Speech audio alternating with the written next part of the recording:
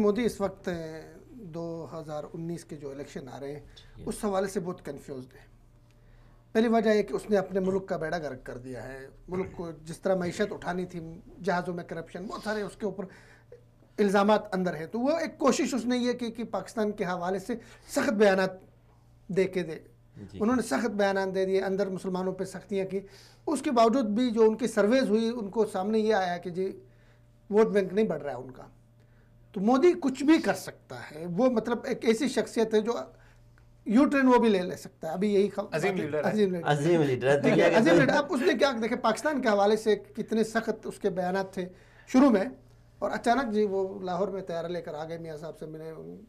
मियाँ साहब के बारे में ठीक उस वक्त वो था, मौक़िफ़ शुरू से नर्म रहे ना। अभी भी उसका ये कि मतलब अचानक उसने यू टर्न ले लिया। वजह ये कि वो कोशिश ये कर रहे हैं कि इस सूरत हाल से निकले। कन्फ्यूजन आपको पता कितनी राहुल कितनी उसके ऊपर सख्ती कर रहा है, इतने कामयाब जलसे हो रहे हैं राहुल के इस वक्त, ठीक पूरे उसमें।